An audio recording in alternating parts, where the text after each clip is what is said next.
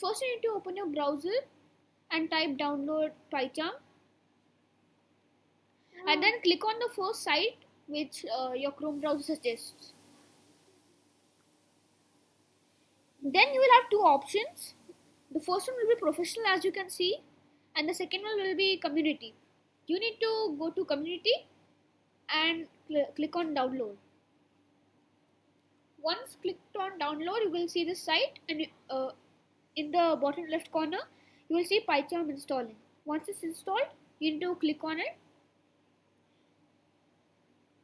Then it will take a little bit of time to open, and then as you can see, you will get this box right here. So all you need to do is just click on next, and then click on next, and then over here you will get this PyCharm Community Edition box. You need to click on that and click next, and then you can just click on install, and it will install it for you. It's going to take a bit of time to install, and then you'll have this. So all you need to do is just click on run PyCharm Community Edition over here and click on finish.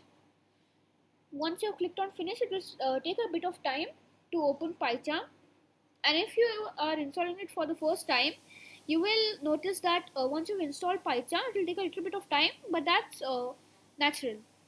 Once it's done, you will see this box. All you need to do is scroll down to the last and click on I confirm this box, and then continue. Next you should click on don't send, and then you can see PyCharm opening. So if you're installing it for the first time, it will take a bit of time to open, which is absolutely natural. So as you can see, it will take a bit of time, and after that you will see PyCharm opening. So just give it some time, and as you can see, it's opened. So that is for this video, guys, and I'll see you in the next one. Till then, bye.